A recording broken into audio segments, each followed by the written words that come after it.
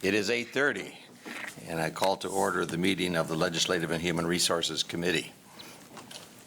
We will start this morning with public comment. If anyone wishes to address the committee, you may do so. Please stand at the podium, identify yourself, and you have up to 3 minutes.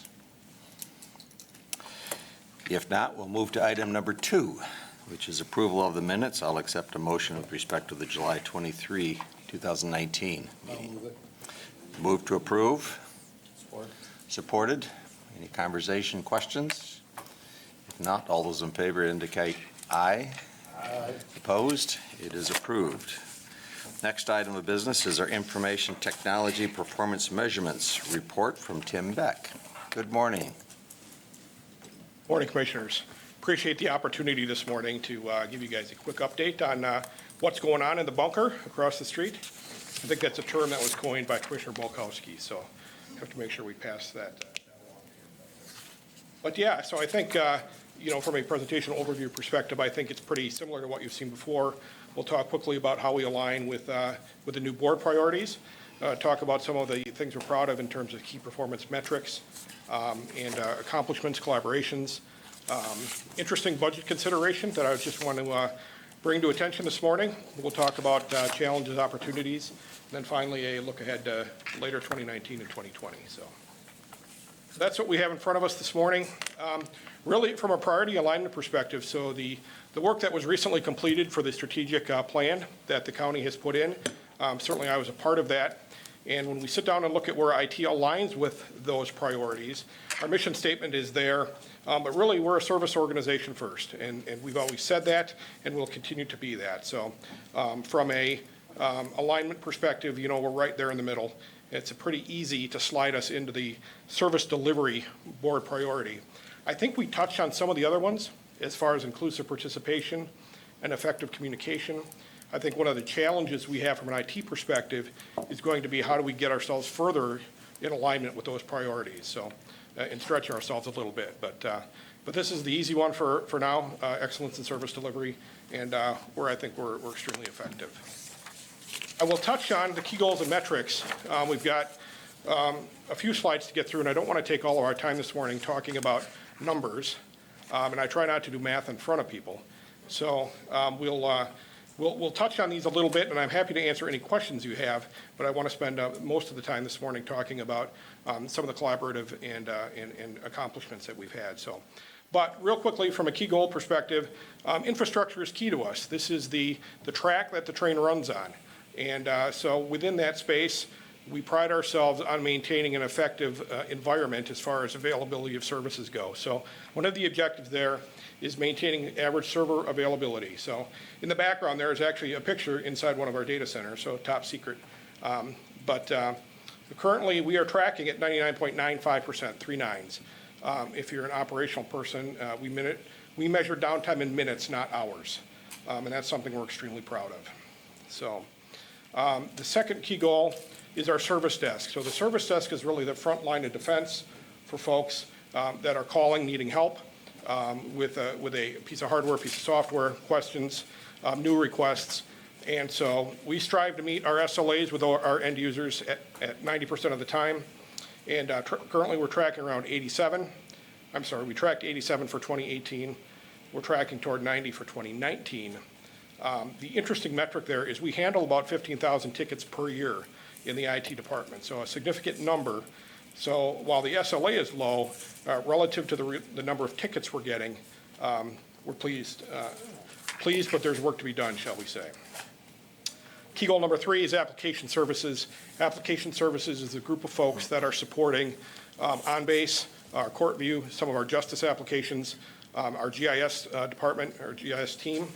So they're the ones that are supporting those types of applications. And usually this metric is based on the IT survey that we produce annually. I'll talk a little bit later on. We didn't do an IT survey in 2018. We did a different type of engagement as far as measuring effectiveness. So we extrapolated those numbers by hand, and we're still tracking about 82%, which is consistent with prior years, and looking forward to better performance toward the end of this year. So, and lastly, is Access Kent, our public-facing website. So we work closely with Access Kent in terms of providing services to our constituents. And the objective there is to we want to see increased website traffic, frankly, by 5% annually. And historically, we've always seen that. Again, between 2017 and 2018, significant uptick, almost 1 million unique visitors to Access Kent. I think that has a lot to do with the site. The layout is good, and we're looking at doing some things a little bit differently going forward. But the interesting factoid there is that if you look at the bottom of that slide, from 27 to present, we are seeing the majority of our traffic now coming to Access Kent from mobile devices. So smartphones, tablets, highly mobile individuals. Good. All right. Talking a little bit about significant accomplishments then. We've got a picture of Sophian. Sophian's one of our network engineers. One of the things we've been working on is the replacement of our enterprise storage. And enterprise storage is where everything lives in the data center. If you've got to store data, it's living in our storage environment. And so one of the things we started in 2018 was an exhaustive search for storage vendors that were cheaper, that could increase capacity. It was a big engagement, and the picture you see there real quick is Sophian standing in front of 2 racks of storage equipment. And that's where we were. That's where we are transitioning from. The new picture of Sophian is, with the red square there, is the new equipment. So this is our new storage platform, significantly smaller. And if you read the associated text there, maintains all our requirements for resiliency and uptime, right? So we can protect that 99.95%. Gives us more storage, it's easier to manage, and significantly reduces our overall cost. So that was an exhaustive process, and one we are glad to see done, but very successful. Security team. So our security team, Kent County continues to be one of the few counties actually in the state that has a dedicated IT security team. So we have 2 individuals dedicated to focusing on IT security on a daily basis. The graphic you see there is a survey we participated in back in 2017 for a city-county kind of initiative group that measures various things related to IT. The interesting statistic there is 44% of local governments are subject to cyber attacks once a day. So not once a month, not once a year, we're talking about once a day. And we've seen that as well, certainly. And when you look at some of the scary statistics there that people have to deal with, scanning and testing internally, audit practices, cybersecurity insurance, we give ourselves 5 stars. And the reason or 7 stars, I guess. And the reason we do that is because, like I said, we've got 2 folks dedicated to this. So we can say that the things that most organizations struggle with, we do very well. There's work to be done. There's always improvements to be made. The last statement I have there, increased vigilance and awareness campaigns, really, they are continually increasing confidence. I think last year we talked about email spear phishing. We've seen a reduction in the number of that due to technical efforts. We've also seen a reduction due to the awareness campaigns. End users are simply clicking on things less because they have that vigilance to help us say, is that something good or bad, potentially not good. So, all right, a couple more real quick. The probate court OnBase project. So OnBase continues to be our document management system and really kind of the bell cow of IT from a going paperless automated process initiative. We took the opportunity, working with our court staff at 17th Circuit and probate court, to integrate OnBase with CourtView, their case management system. So from a one-stop shopping perspective, the probate court documents are now scanned into OnBase. They are no longer physical paper. And then we produce that as a link within CourtView. So it's immediately available to them to click on rather than going to a separate application. A couple of side benefits to this. It has allowed basically the elimination of processing some of those paper documents to microfilm, something traditionally done by central services. And we have done that for approximately 13,000 documents now so far in 2019. So two other really user impacting areas. It's immediate access to this information once it's scanned into OnBase. We don't have to wait for it to be scanned to microfilm and then be made back available to users. It's available to them within 1 day, sometimes same day. And then lastly, increased efficiency. Probate has offices scattered across 3 floors of the courthouse. Think of a paper manila file working its way through any one of those offices. Now the fact that they can view it in OnBase or view the documents within court view, they no longer have to go on that Easter egg hunt saying, playing who has the file today type of scenario. So it's been a great win for us. It is also important to note here that this has sort of formed a skeleton of other workflow we want to implement through the courthouse. And so we're going to reuse some of this work as we move through 17th Circuit and some of the other ones. So, and then the financial team here, they supported the integration of Kronos. So Kronos is the time entry application used by the Sheriff's Department, and we've automated that import from Kronos into A360 for purposes of processing payroll. So that requires a whole lot less, if any now, manual intervention to actually do that. So quite a few significant accomplishments. If we move on to key collaborations, I guess no IT presentation would be complete without the obligatory confusing diagram. So we wanted to remain true to that. So we've got a lot of lightning bolts and different colors there. The purpose of the slide really is to demonstrate that we were talking about infrastructure earlier being the track. And really what this demonstrates is that Kent County in the middle there really is the hub for a lot of things that happen within Kent County as far as connectivity goes. If you look at some of the clouds there, they're not only county buildings, they're other municipalities, and primarily facilitating public safety connectivity. However, we are taking initiative now to say, if you pick, let's say, Kentwood, for example, wants to talk to Granville, from an IT perspective, they come through the county to do that. So it's not just public safety, it's other things they do as well. So it has been a huge win for us to reduce overall cost to various municipalities and facilitate better communications. So this is something we're proud of, something we continue to look forward to. A couple of other ones, talking about public safety a little bit, we have been approached by the Sheriff's Department earlier this year about better supporting the Walker Police Department and their in-car mobiles used by their officers. And so we have worked with the Sheriff's Department, with Sheriff's Dispatch and Walker to begin supporting their in-car devices. So in effect, the inside of a Walker police car, the mobile device that you see there, the Dell rugged laptop, is essentially behaves no differently than a Kent County Sheriff's Department. So we support it from the hardware perspective. Dispatch supports their piece of it, and it's been a win for us. It has reduced workload on Walker. We are able to provide a very consistent model of support from a public safety perspective. And lastly, Walker has been able to meet some of their regulatory requirements that they were struggling with just simply being a smaller organization. So, and then the GIS team has expanded its role, providing illustrative and mapping support to support data analytics initiatives. Certainly you have seen the infrastructure analysis work that's been done, some of the mapping support that's been along with that. So the GIS team has really started to reach out into some other areas simply than they've been doing before. So we're pleased with that as well. The budget consideration. So this is an interesting slide. If you look at the left slide, Kent County traditionally, from an IT perspective, has been capital intensive. So there'd be a heavy upfront capital investment in hardware and software to implement a solution. And then over time, we would just replace it 3, 5, 7 years down the road with another heavy capital investment.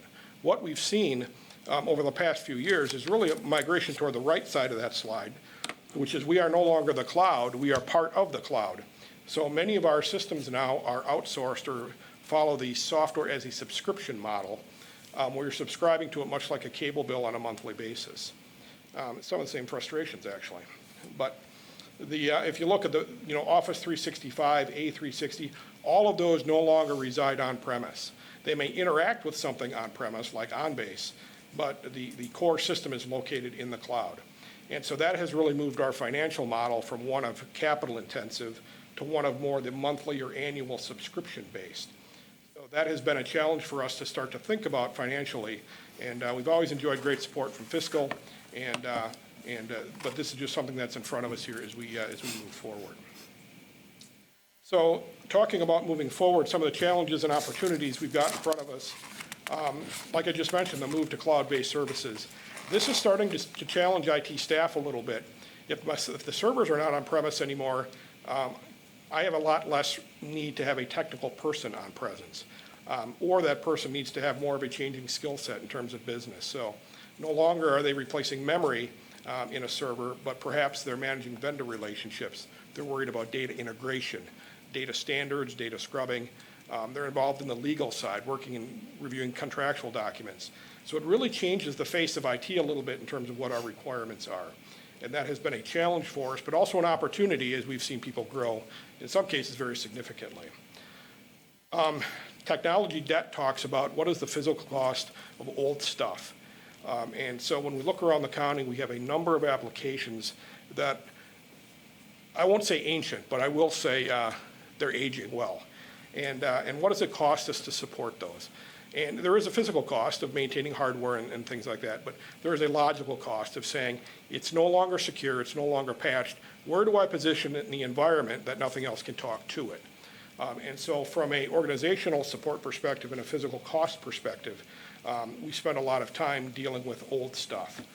It's better than it was, but there's a few that still need work. Succession planning.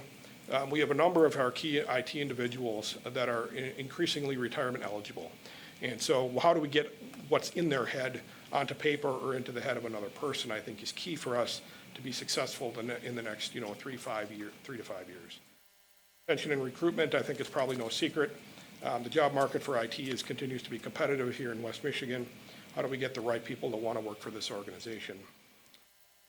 Last two really talk about pace. The pace of technology continues to outpace what we believe in some cases our organizational need is, and what is our appetite for adopting new technology, I guess is the way to say it. So, and then lastly, the increasing demands on IT. People want more, better, and faster system integration. A key example would be Carpel. Carpel is the new software being implemented at the prosecutors for their case management.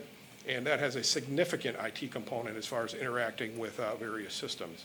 And so seeing more and more of that, if you think back a couple of slides to the cloud, we're part of the cloud, we are not the cloud anymore. So lastly, as we look ahead then toward 2019, 2020, the infrastructure analysis, we're guilty by association with that one.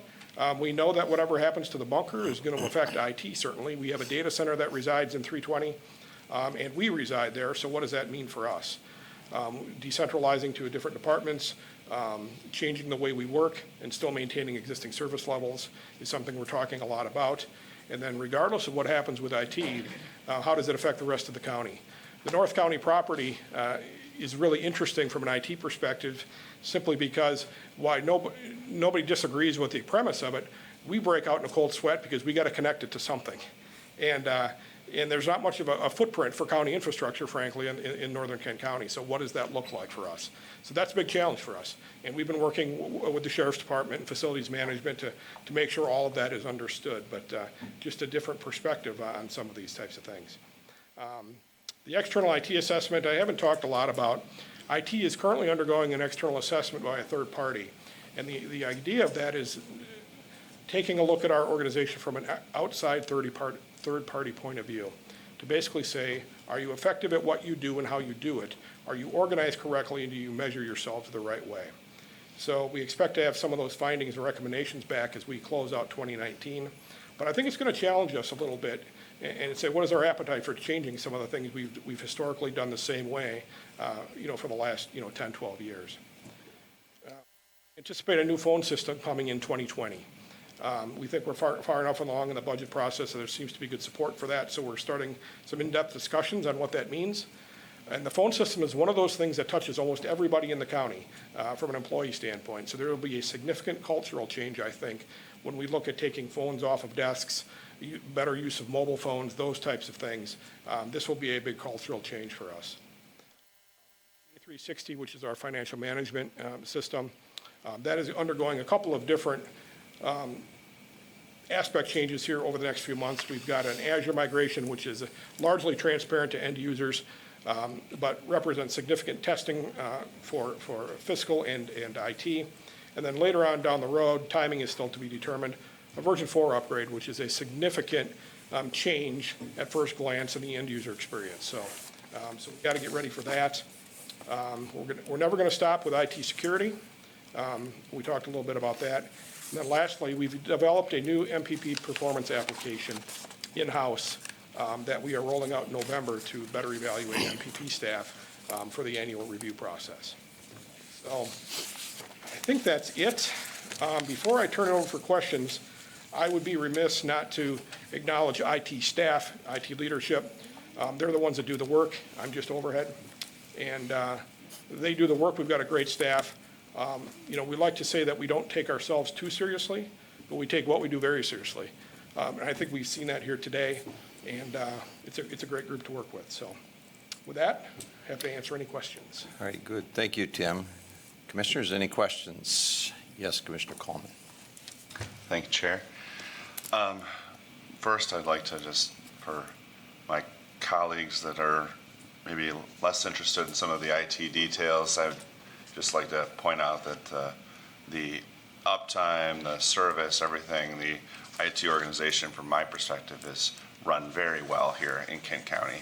And my specific question is just around disaster recovery, what that looks like, planning, testing on an annual basis, and specifically with a scenario at like we're without power for 2 weeks, can we still record mortgages at the clerk's office, that kind of thing?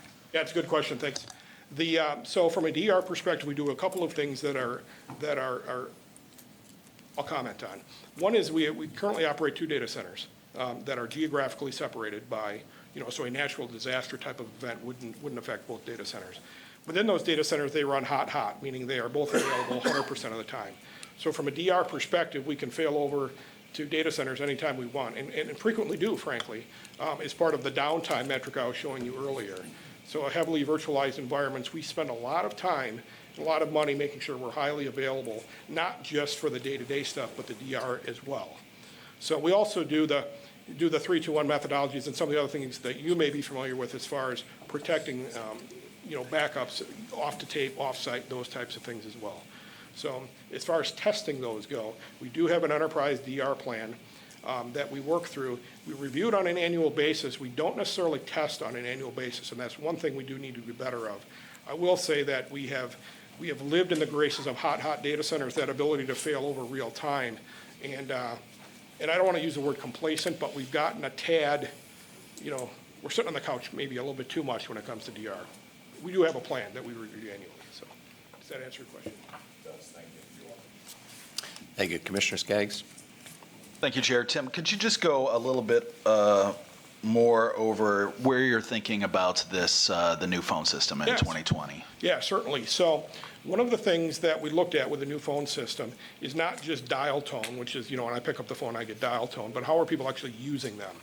And so one of the interesting things about a new phone system is when we look at the market in general, there are not a lot of phones on desks anymore as phone systems are being replaced. When we look around the county, we've got about 1,800 physical phones on desks, and we have about 600 mobile phones that the county support or pays for. And so the question becomes, when our service desk gets calls, and somebody says, it's my first day here, how do I forward my desk phone to my mobile phone? Because I'm never going to use my desk phone anymore. It starts us thinking that we need to change our strategy as it relates to phones. So I think what we're going to see with a new phone system, rather than the one-size-fits-all model that we currently have, that you get a phone on your desk and it behaves this way, we're going to move to something a little bit more either department level or even individualistic about how they want that phone to work. Do they want to use a mobile phone? Do they want a physical phone on their desk? Do they want to use a headset and have the phone on their computer?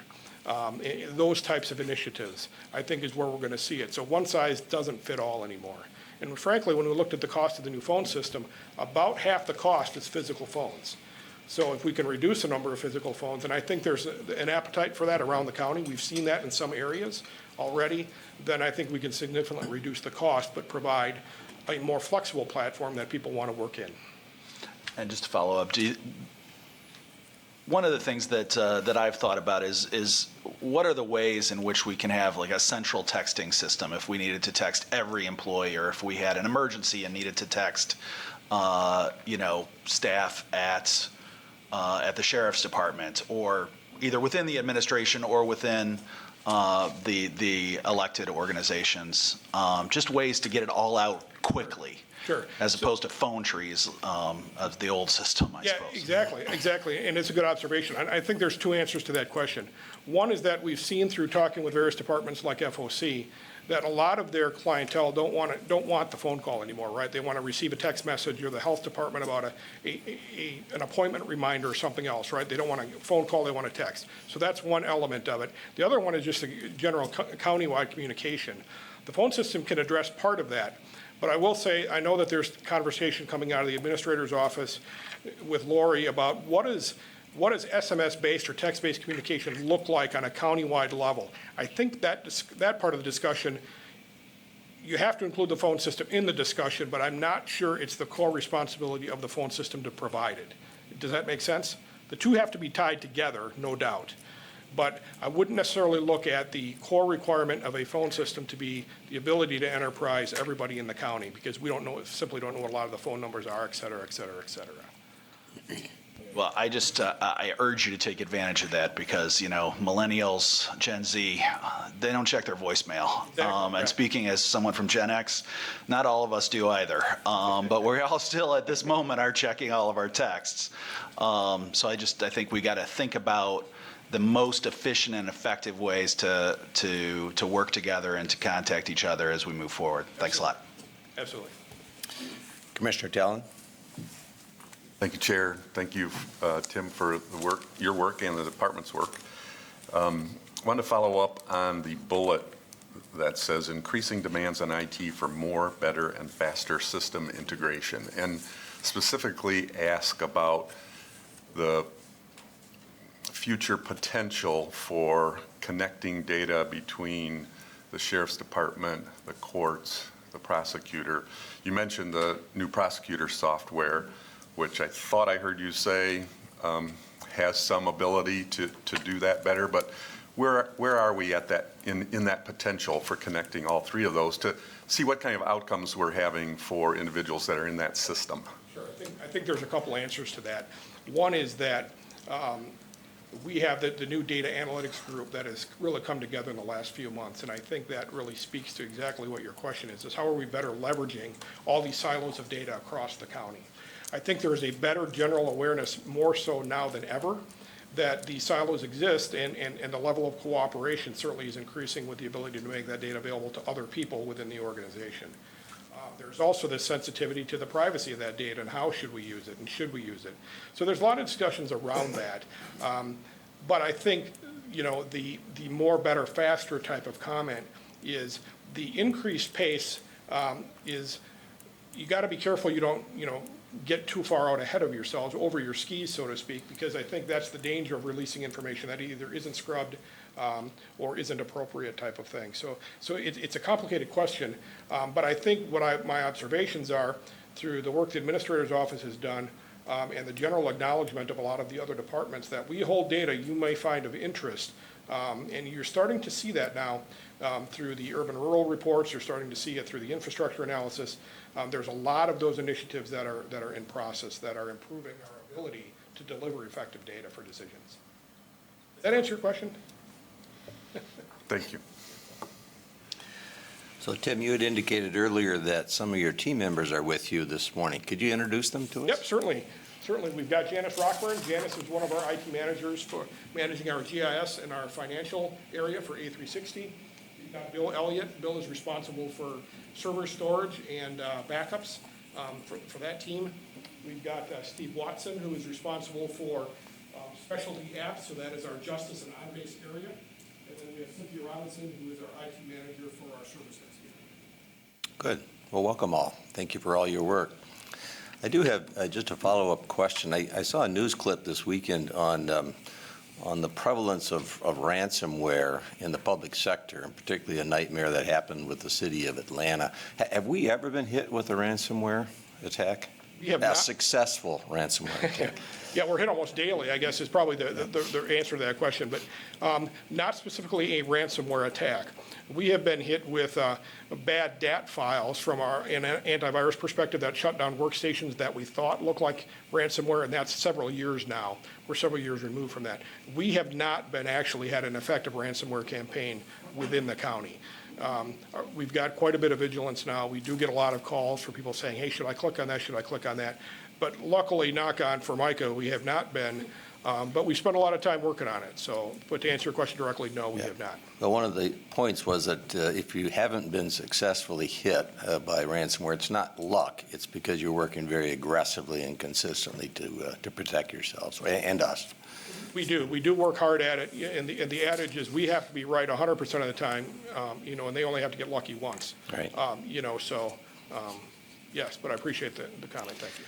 And then if you'll bear with me, if I can go back to my colleagues with information on when you project the 17th Circuit system to be converted over?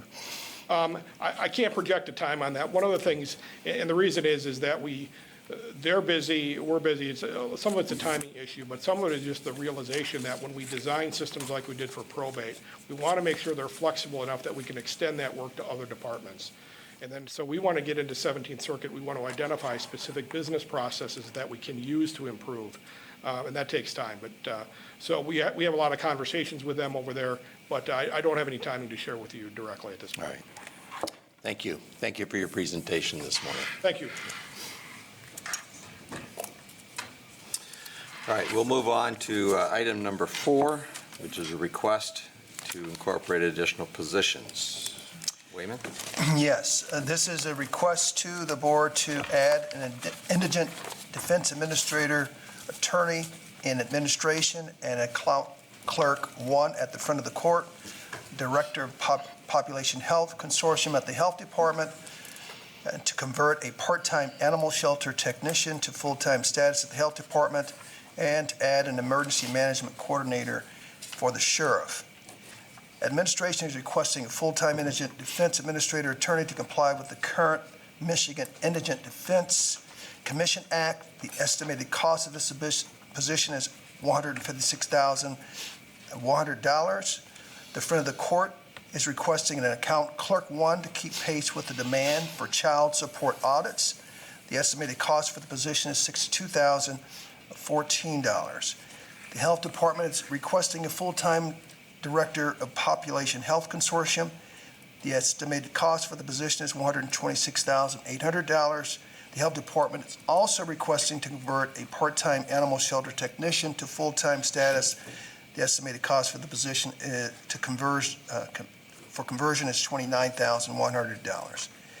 The Sheriff is requesting a full-time emergency management coordinator position. This estimated cost for the position is $141,500.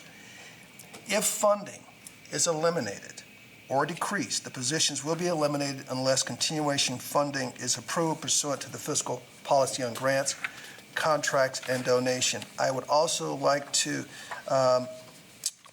ask you to look at the cost funding recommendation, which totals $515,800. Funding will be included in the 2019-20 recommended budget. And in addition to that, I draw your attention to the documents that are behind, which explains the various positions that are being added, memos that were reviewed by our operating budget review team, a small team, the Human Resources Director, Budget Director, Fiscal Services Director, myself, and Matthew Van Zetten. We comprised that team, met with all the departments that were requesting these positions and made sure that these positions, in fact, indeed were something that we might recommend. I can tell you that that process is very strenuous. We do go through a lot of analysis before we conclude to add these positions. In fact, in one case, we did bring in an outside evaluator, Plant Moran, to take a look at one of the departments. I can tell you that the process is very strenuous and deliberate to determine whether or not these positions should be added based on where we've been. Back in 2009, when the recession hit, we reduced a number of employees. 111 employees were reduced out of the county's budget. And I also put on your desk, there was one call that we received from a commissioner late yesterday afternoon or early afternoon, and I decided to bring that document to your attention as well. I provided them a response which goes through a lot of detail related to the Sheriff's Department, and also I would draw your attention to the back page, the last couple of paragraphs where we talk about lead, the important issue that Commissioner Talon and others have raised related to our commitment to lead. We are also going to have Adam Lunda present in September to you related to the lead efforts. There's a document attached that also reviews the summary of resources that we have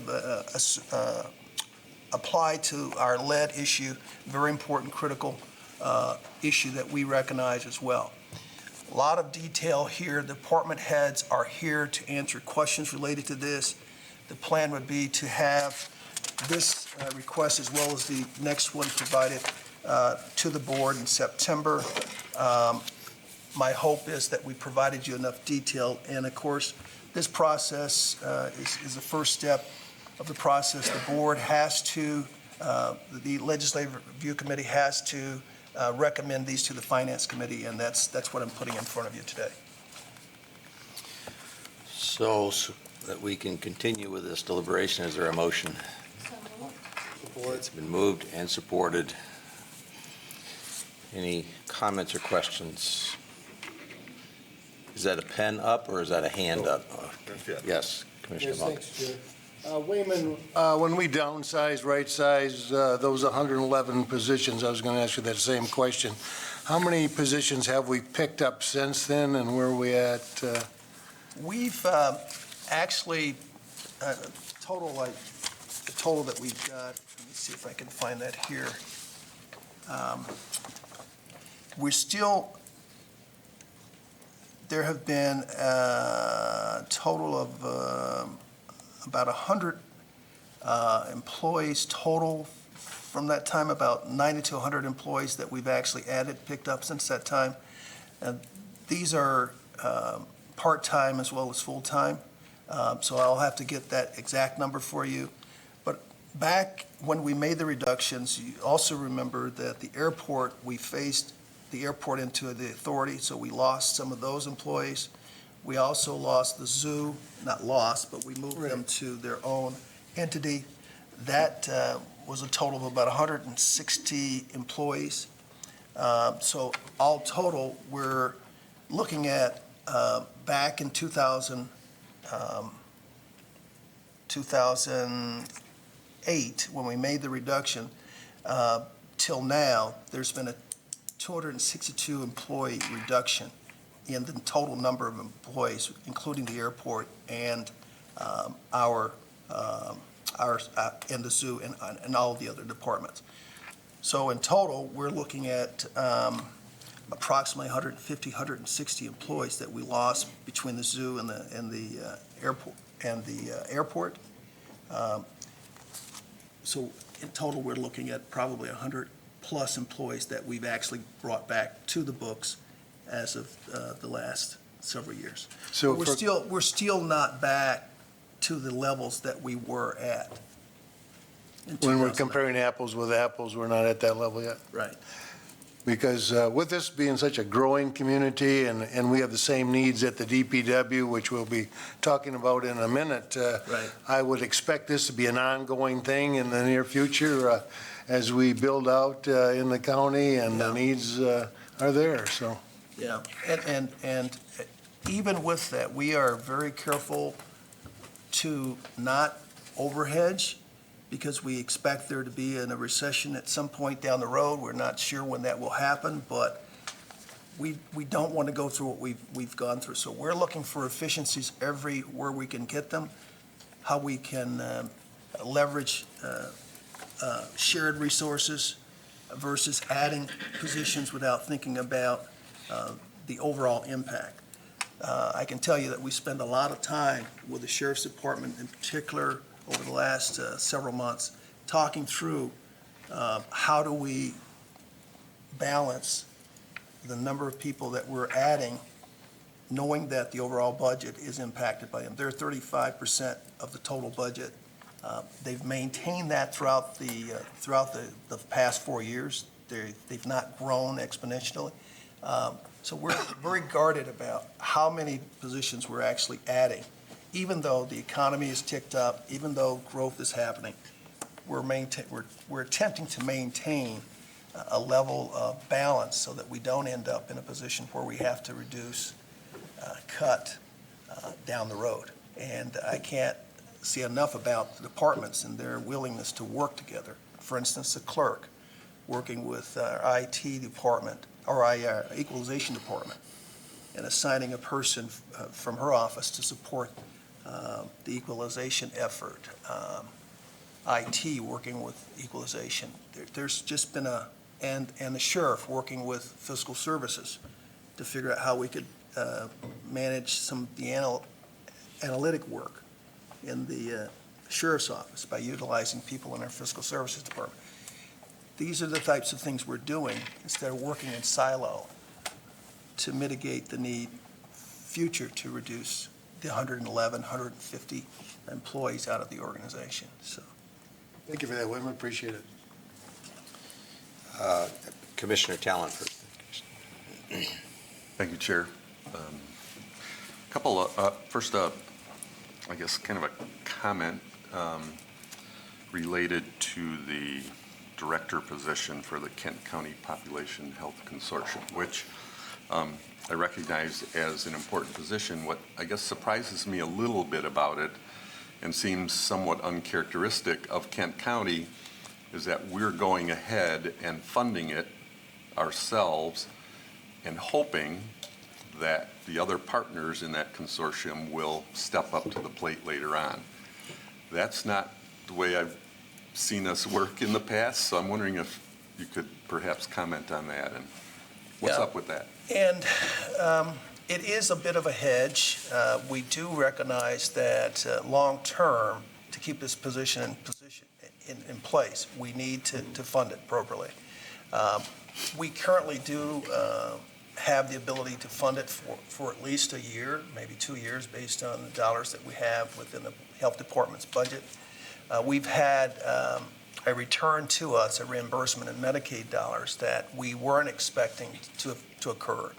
So that helps us for the next year, 2 years. However, as we have had discussions with Mercy and Mercy St. Mary, Spectrum Health, and others, we're identifying that there's a greater need for us to join in a more collaborative effort beyond the health needs assessment that we do each year, where they contribute today a certain sum of dollars, $25,000, $30,000, I believe. Correct? Is that correct, Adam? We suspect that they will want to support that effort as we prove the importance of this position.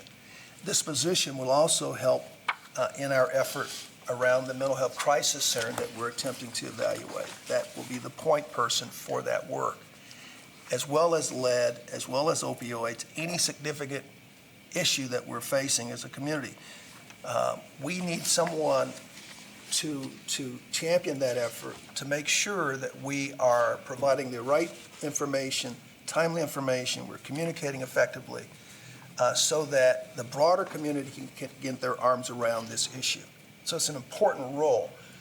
If, in fact, I've mentioned it here in the last statement, the last bullet, if continuation funding isn't available, those positions will be reduced. If we can't find a way to leverage other resources, we'll have to identify where we will make cuts somewhere else.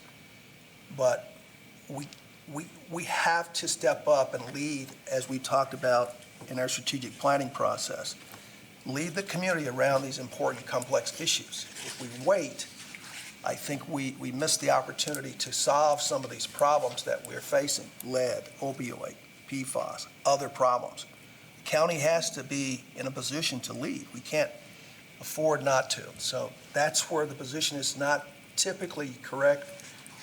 We would rather have solid commitments from our partners. We're not saying that they're committed at this point, but we suspect that they will be committed. Commissioner Melton first. Thank you, Chair.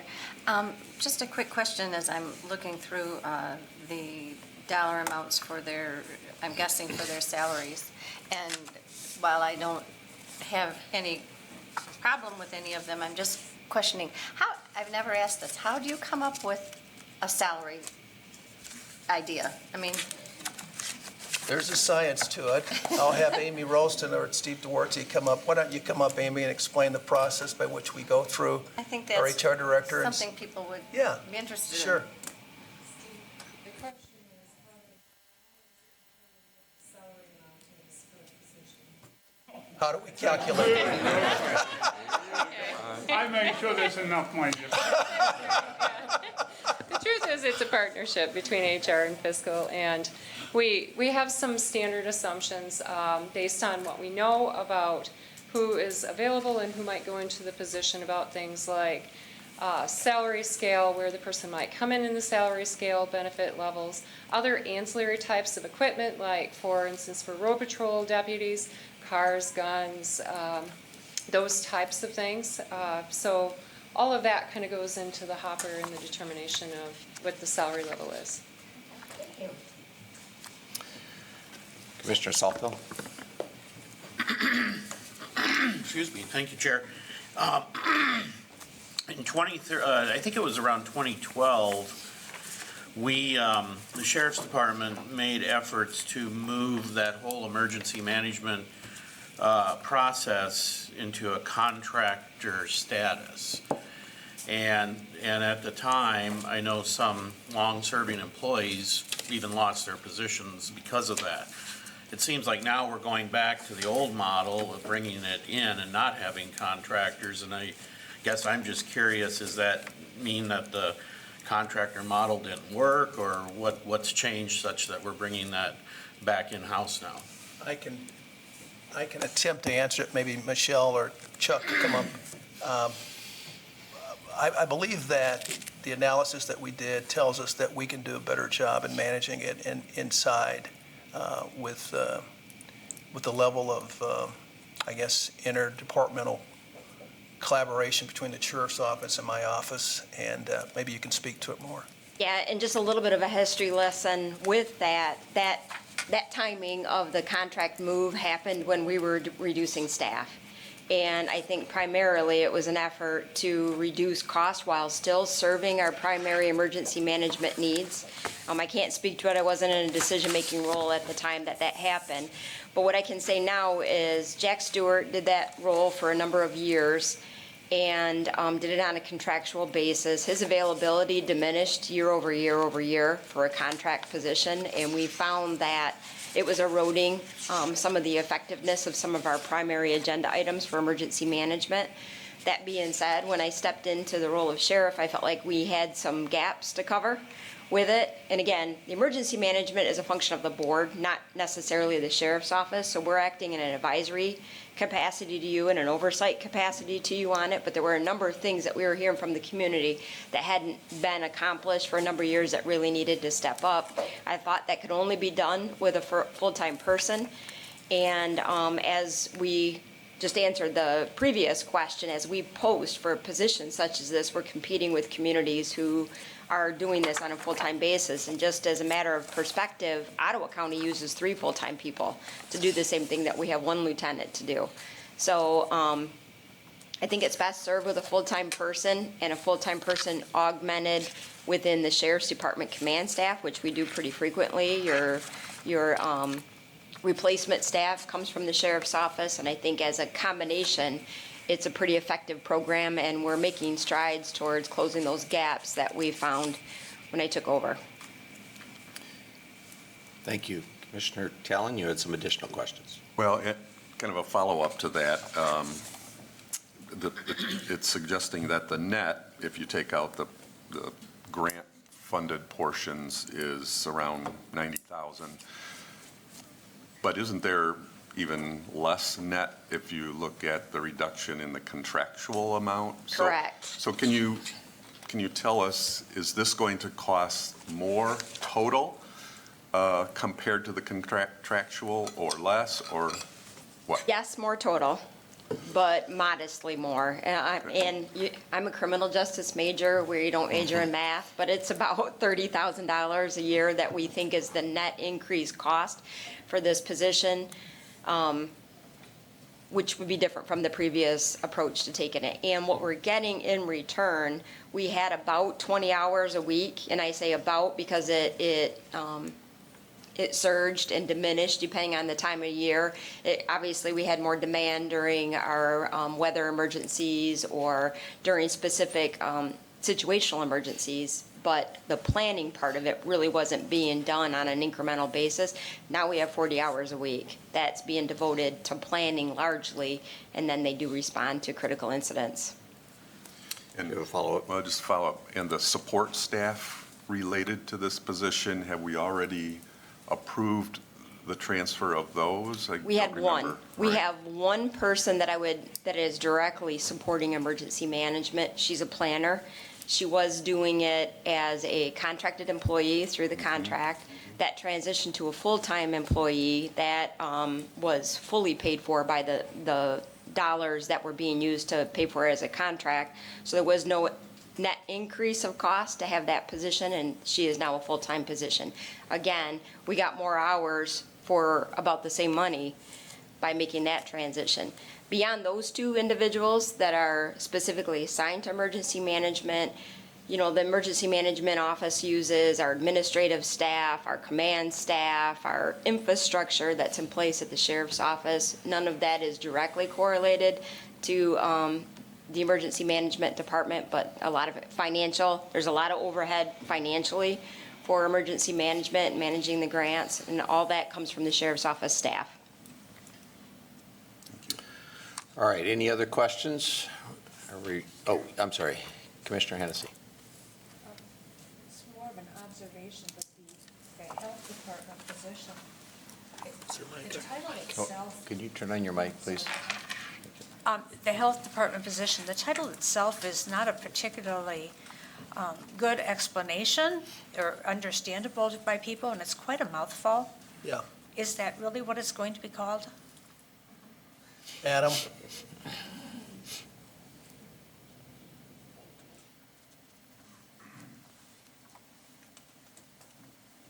Good morning.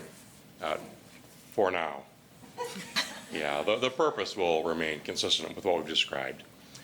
The title itself may change, but it will be a division director level position, and that's really what's important here, consistent with our division directors in other areas. At least that's our vision for it at this time. So it will be focused on coordinating and shepherding the collaborative work of the county in partnership with our largest partners in the community. Thank you. Making sure I've got which positions are which here.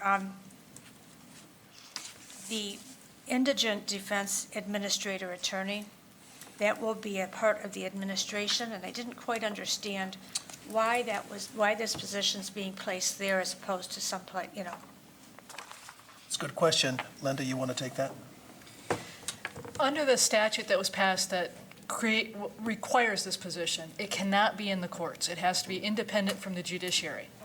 So it'll fall in the administrator's office, and then I'll be watching over the operation of that particular attorney. And there was some reference to the number of people that an attorney could supervise or something, and I didn't understand that either.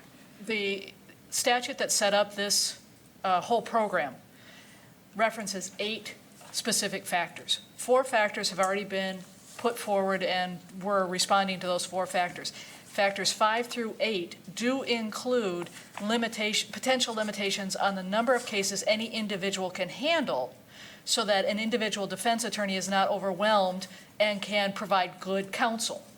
So depending on how that factor is actually crafted in Lansing, it may also impact this position, but we don't know that yet. And another question in relationship to that position is, there is grant money for it, plus there will be general fund money? The way the statute was set up was that the county is obligated to spend the same amount they had been historically spending on indigent defense. So that has not changed. These new requirements coming out of Lansing will be funded by state grants. The difficulty is in the way they force us to account for it. So we may need to account for it as partial general fund at the beginning of the year, but the ultimate bottom line is that the county's cost for indigent defense remains capped, and all the other expenses that may come from Lansing will again go back to Lansing in the form of the grant application. But it's a complicated accounting system that they're setting up. And so in the interim, if you were to look at it at any point in time, say in March, you would see part of this position coming out of the county's capped amount to contribute to the program, and part of it coming out of the grant. But at the end of the year, our capped amount will stay our capped amount. Okay. That's clear as mud, but I And we somewhat understand, it's been a fight with Lansing on that type of stuff. And the check's in the mail for the rest of it, right? Well, exactly. Yes, Commissioner Talent, number 3, got it. Yeah, thank you, Chair. This is just a request of staff, I guess. Given my long participation in the local emergency planning committee, I would appreciate a little more, perhaps something in writing that compares what the costs were under the contract for the positions and what the cost is under the proposed, hopefully, current staffing. Sure. Just to get a comparison of that, because people ask me about that, and it would be helpful to have that information. Thank you. All right, Commissioners, are we ready to vote? All right, all those in favor of the motion say aye. Aye. Opposed? It is approved. We will move on to item number 5. Yes. This is a request to the board to add a part-time agriculture preservation specialist and a communication specialist in administration, a dock clerk, account clerk 2, and senior administrative specialist in the county clerk's office, a transfer station operator in the Department of Public Works, a community resource specialist 2 at the Kent County Community Action Department, and 5 patrol deputies in the sheriff's office. Administration is requesting a part-time agriculture preservation specialist to administer the purchase of development rights program. The estimated cost for this position is $45,800. Administration is also requesting a communication specialist to meet the board's communications priorities. The estimated cost for this position is $74,269. The county clerk is requesting a docket clerk and an account clerk 2 to establish adequate staffing levels for the court-side office. The clerk is also requesting a senior administrative specialist to oversee file management and retention. The estimated cost for these positions is $200,700. The Department of Public Works is requesting a transfer station operator in response to an increase in the volume and waste at the North Kent Transfer Station. The estimated cost for this position is $68,000. The Kent County Community Action Department is requesting a community resource specialist 2 to assist with housing choice voucher program. The estimated cost for this position is $77,602. The sheriff is requesting 5 patrol deputy positions to decrease wait time for residents in rural and outlying areas. Estimated cost for these positions is $427,800. If funding is eliminated or decreased, the positions will be eliminated unless continuation funding is approved pursuant to the fiscal policy on grants.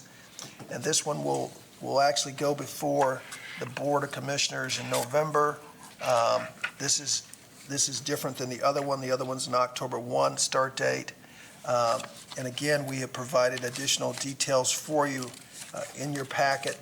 I would also like to add that the probate court brought a request in a little late in the process. We're still evaluating that position. to deal with our guardianship program, the needs that are there. We're attempting to evaluate how we can support that position. And so that one may be to you at some point soon, but we're trying to figure out how do we place that, how do we fund it, and so forth with all of the other requests that we have on the table. All right, is there a motion to approve? Is there support? Support. It is supported. All right. Questions from the commissioners? Yes, Commissioner Baum. Yes, on the agriculture preservation, how many people total do we have supporting that right now? And part-time as well? We have a part-time person, of course, Matthew Van Zetten from my office, and the spare time that I have, and Sandra Ghostin-Jones are mostly the people that are linked to the position. So when it comes in-house, hopefully, if you approve this, we'll support that position even more with the other staffs that we have in the office to the extent possible. The hope is that we can gain a lot from having that person in-house instead of it being part-time on a contractual basis to do all the things we think the position needs to do. Okay, good. Then on the DPW issue, that's gone through the DPW board. 5 of the commissioners, our commissioners are on it, our colleagues are on it, and Commissioner Skaggs was here this morning on that issue. Not concerning that issue, but future DPW, there'll be a request as we go to the business park at the south end of the county, and there'll be probably additional people coming up in the near future as that work continues. So just a heads up on that, not to do with this one. Yes, Commissioner Saltfeld. I want to follow up on Commissioner Baum's first comment. Just so I'm clear then, does that mean that the other position that exists today would go away? Correct. If this is approved? Yes, it would. Yes. Just for clarification, in that summary, it, in the first bullet point, it mentions that position and then talks about the communication specialist. That's just. Separate, those Yeah, two that's not separate. related to No, the, okay, it's not. that's what I thought. Correct. But it wasn't totally clear on that. Thank you. Commissioner Melton. Thank you, Chair. Under the Sheriff 5 patrol duty positions, to decrease wait time for residents in rural outlying areas.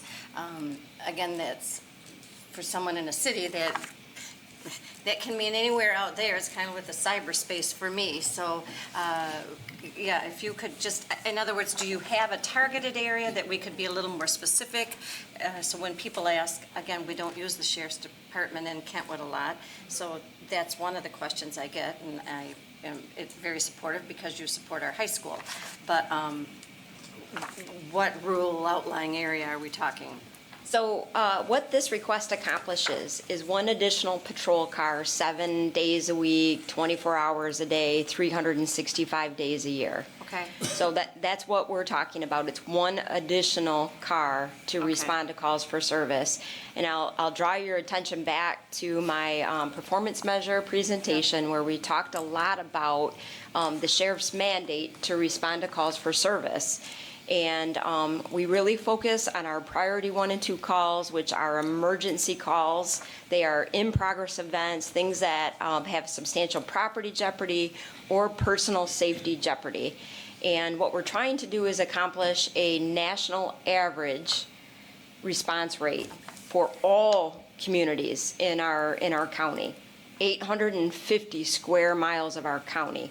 And because we're seeing a population shift to the more rural portions of our county, and it's something that's been going on as a pattern over the last multiple years, but specifically in this last decade, and because of traffic congestion that are happening also in those outlying areas, we are seeing response time impact.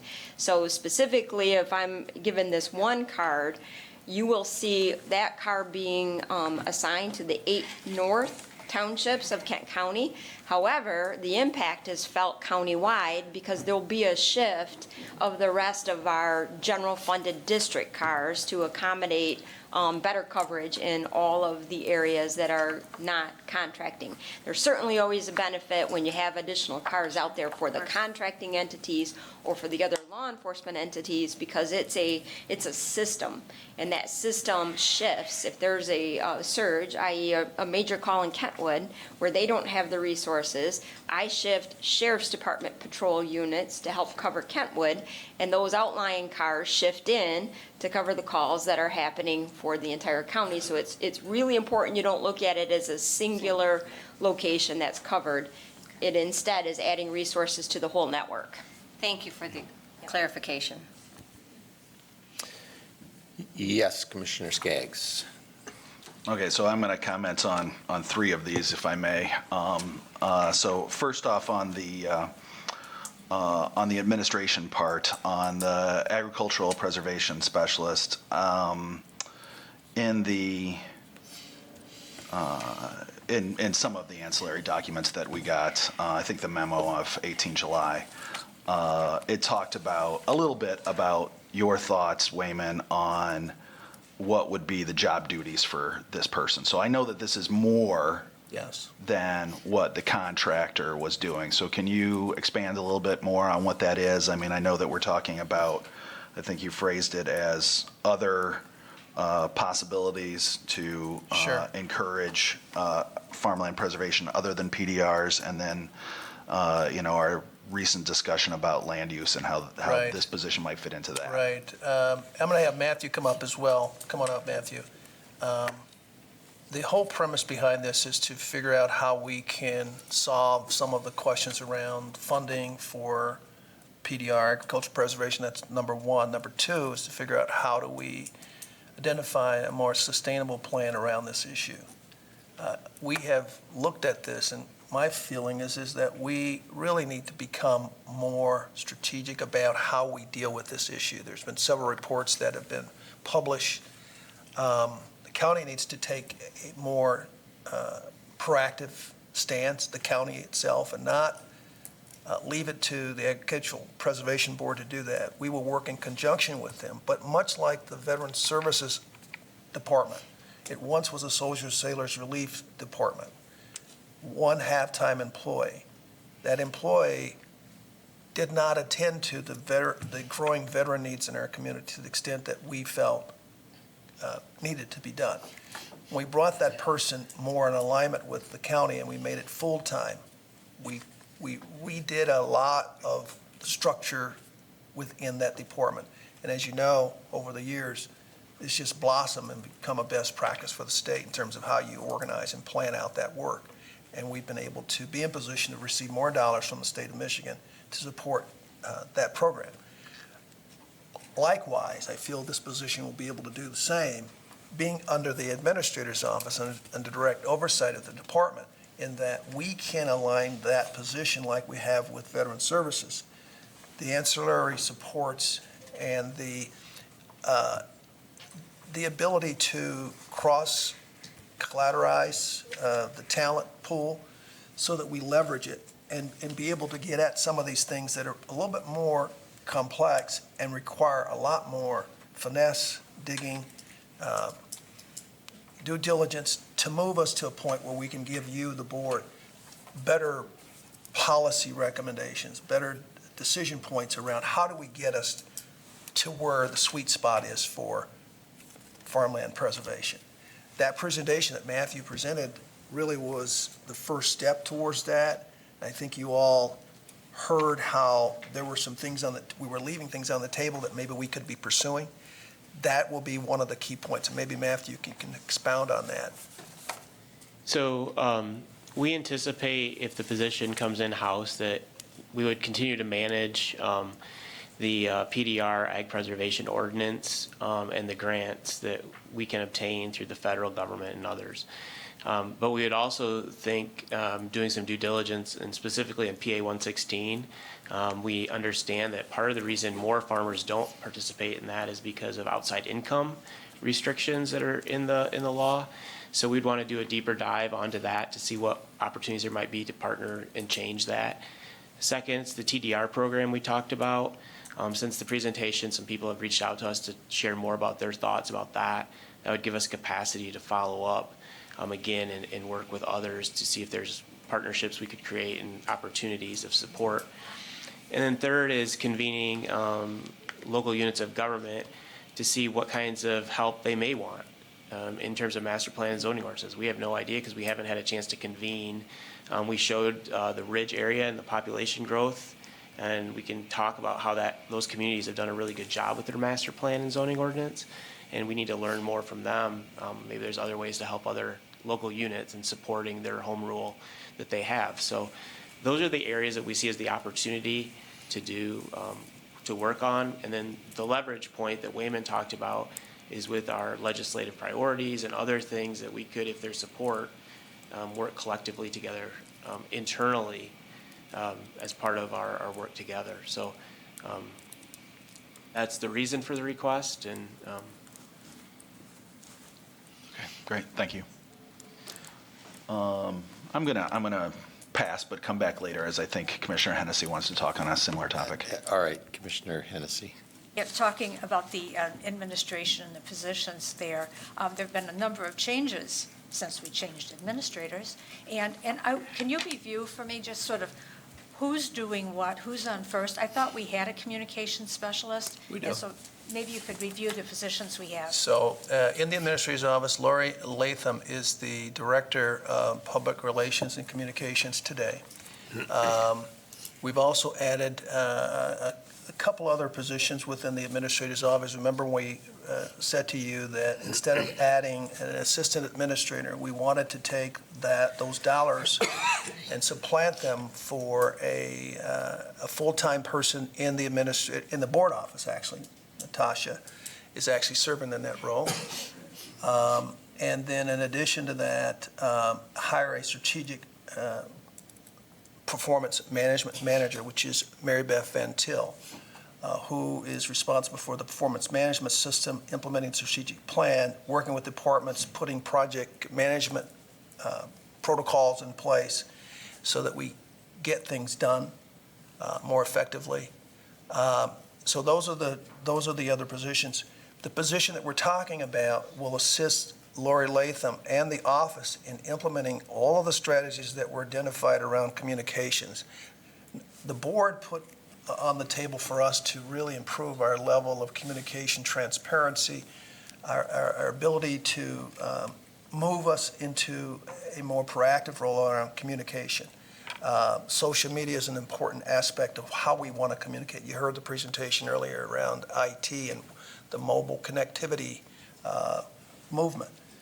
That person, those skill sets are needed in our office. We don't have that expertise to the extent to be able to deliver all that. The other part of it is, Lori Latham and Lisa LaPlante, my expectation would be that they not only deal with media releases and so forth, but they also do crisis management.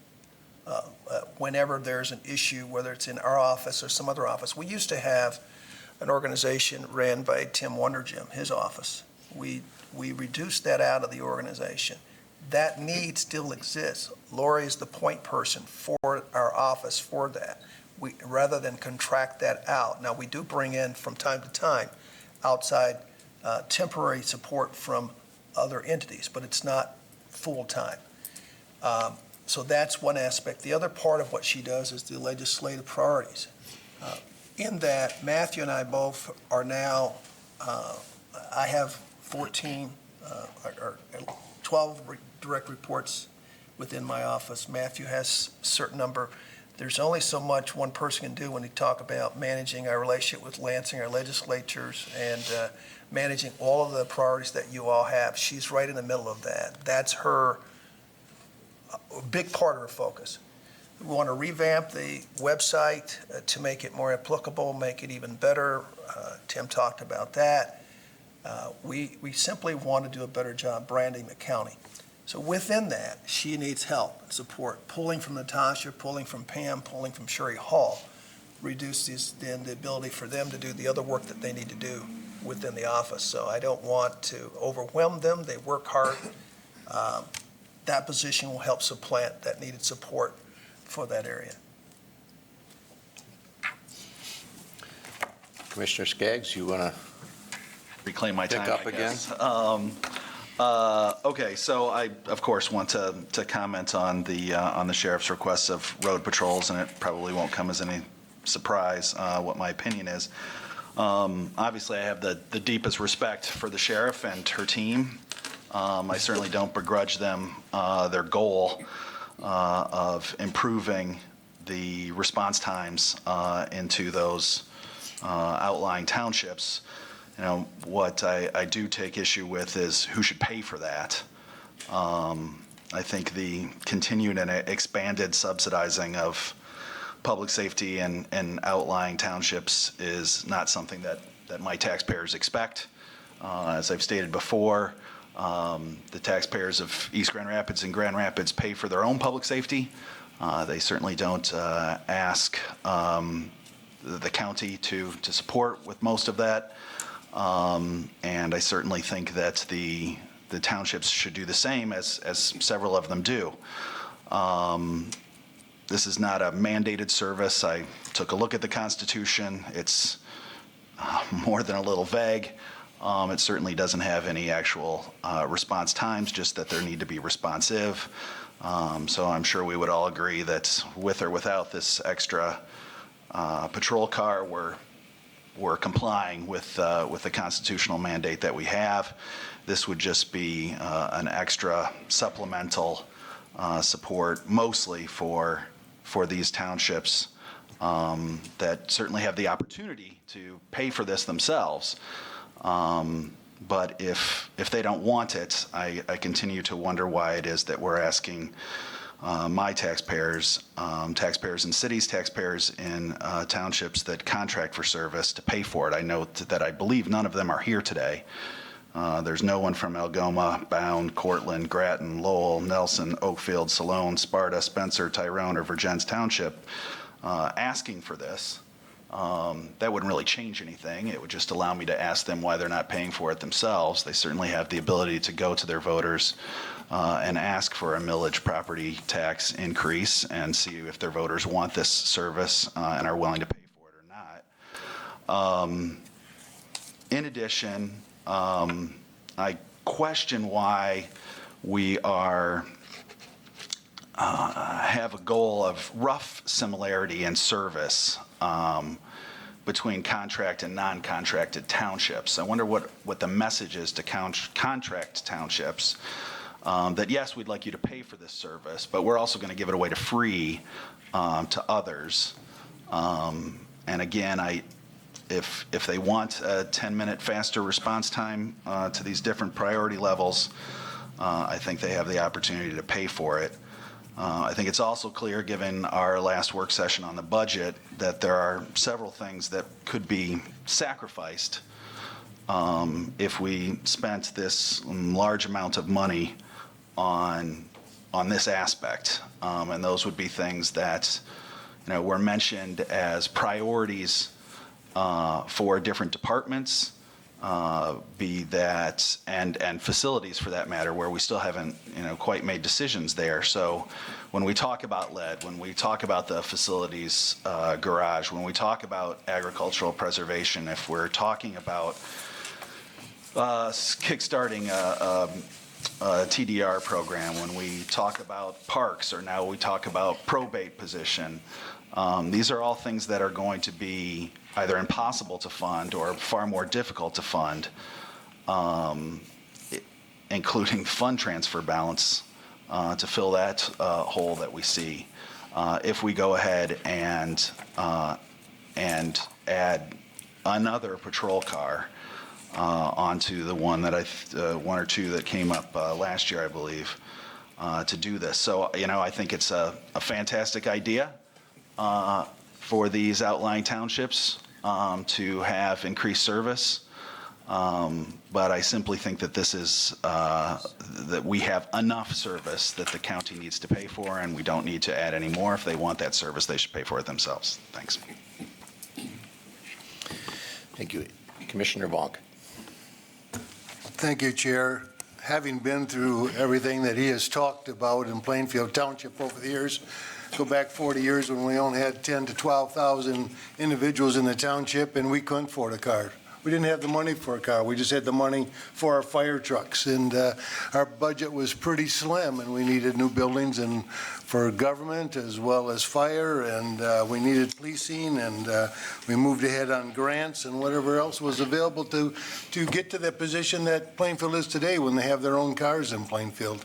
And so you got to give a helping hand to Junior. You got to give a helping hand to your children. We give helping hands all over the place for different organizations, and that's what we're offering here is a helping hand. I was out in Myers Lake, I mentioned to the sheriff, on the elevator on the way up, and there was a drunk driver. I contacted the sheriff, and there was no one in the area, and they then transferred to me Montcalm, and there was no one in the area, and then the state police, and this drunk driver about took out 3 cars on his way to a bar in the area. I won't mention which one, but and then was referred back to him that he had a license plate off a truck that wasn't even belonged to that Mustang that he was driving. But anyway, this is what happened out in the rural area and smaller communities, and they do need that helping hand, and I'm more than willing to help the other communities, having gone through that same process myself over the years in government. So, thank you. Commissioner Talon? Thank you, Chair. A couple topics, but I'll follow up on the sheriff's request. I guess I recognize, as others have, the intent of improving response times. I also wonder, we've heard Administrator Britt use the word laser focus, and I wonder how much laser focusing there was on this proposal. So, for example, did we look at the option of providing additional road patrol just on weekends? Would that have brought, is there a greater need on weekends for calls? Oh, I thought you had left, sorry, I didn't see in the back. Is there a greater need for calls on the weekend versus during the week? Could we have focused in on that and requested 3 positions? Well, and again, I'll go back to the fact that 1 car, 24 hours a day, 7 days a week is the 5 positions that we're asking for. We have looked a lot at the times of calls, day of the week, time of day. We've done a lot of research on what our actual call load is, and we have shifted cars to different response areas over the course of the last 18 months to cut down our response times, and we've seen a 2-minute improvement by doing that. But one of the ways that we've accomplished this, and I have to follow up on a comment that Commissioner Skaggs made too, we did get additional law enforcement patrol officers, but not additional funding to go with it a couple years ago. And we did that by exactly what you're implying. We looked at when we had staff available through a combination of overtime hours and regular patrol hours, and we focused those hours that we're already paying for differently around the clock and towards our special events, which we're actually contracted to do and paid to do. And we were able to leverage some of those resources to increase our patrol time. So we've studied it very hard to make sure that we were able to accomplish some of that. But there is a gap. And as I look back, if we're looking at our high water mark for patrol services being in 2008, I would implore you to look at the differences in where our population lives and how they live, and the route between those locations prior to 2008, 2009, and today. And we are changing dramatically and often. And I do think there's a point for just a small clarification. There are differences in the types of calls for service. Our focus is on the emergency calls for service, priority 1 and priority 2. You are not seeing in front of you the responses for priority 3 through 9 for these unfounded townships. And frankly, I think that is what townships contract services for. They contract services to do preventative patrol and response to non-emergency calls. And if I showed you the response times for those calls for all of these townships in comparison, you would see a tremendous gap. You would see hours and hours of response time averages for the unfunded townships, for the uncontracted townships. But when we're focused on priority 1 and 2 calls, these are emergency responses, and I would say I believe that is the county's responsibility, and it's in close alignment with where your strategic priorities are. Quality of life first and foremost has to do with your safety. And do you feel safe in your environment? And do you believe the safety net that's supposed to be there from government is in place when you dial 911 and you're having the worst day of your life? So that's why you see us leveraging those resources to those times that those service calls are. But obviously, I can't predict that your moment of need is going to be during the time I've leveraged resources. So I do have to have some basic coverage. And I just have a limited number of general fund resources covering patrol even today. Could I Yes, follow up? one follow-up. I think we do have general coverage right now. I thought that this was the purpose of these 5 positions was to reduce the response time to get us closer to the national average. That's what I've heard. So I have communities in our patrol area who are seeing upwards of 30 to 50-minute response times for priority 1 and 2 calls. And those are emergency calls. And what we're trying to do is leverage the resources so that they're getting generally the same experience or as close to the same experience. In some of those areas, if I could point out, 131, for example, travels through communities that have a response time of 30 to 50 minutes. We have 96 that travels through. We have major M roads and arteries that our population is traveling through. It is not necessarily just the house that resides in that township that would contribute specifically to a public safety millage in that township. It's all of us moving through our whole community, our whole county community to work and to play and to see family and friends. And without that basic net, that priority 1 and 2 response, there is a jeopardy for every one of our citizens. Commissioner Ponstein. Thank you, Chair Stack. So the 2 questions I had were pretty much answered, but I just wanted to highlight a couple things. First of all, this city versus township. Is your mic on, Commissioner Ponstein? Do I need it? Well, not for me, you don't, but thank you. So the city versus township battle's got to come to an end. I remember when I was on a school board, we were building a new school. It'd be a higher millage rate. I remember someone in the crowd saying that, I've got to pay a higher rate for this, but the people living in the mobile home park pay a lower rate. And that's not fair. We got to find a better way to fund this. And I remember, my response is that where you live in the community should decide what services and what type of education you get. And that's the same thing here. A lot of people live in the townships because, one, it is cheaper. And maybe they can't afford to live in the city and afford all the benefits that I get by living in the city of Granville. But I think the sheriff is correct. A lot of those highways come through townships. And I remember early in my life, I was hit head-on by a drunk driver. Luckily, I got hit between the city of Granville and the city of Walker. And the response there was within minutes. But because I had that same accident maybe in a rural highway, that I've got to wait longer now to get a response when it may be life-threatening. The services that we're adding to cut down those times benefit all county residents because we all travel. We don't just stay in our little city and never leave. And I think that's the part that's missing. We can't pit citizens against citizens because of their economic status or where they can and cannot live. That's just plain wrong. The other thing I wanted to add is that I appreciate Administrator Britt take on the agricultural issue. I would just hope that maybe we just strike the word PDR from there. I mean, it's still such a hot button topic. And I'm sure I'll be accused if I vote for this of here he is promoting PDR. I think my stance on agriculture has been very simple.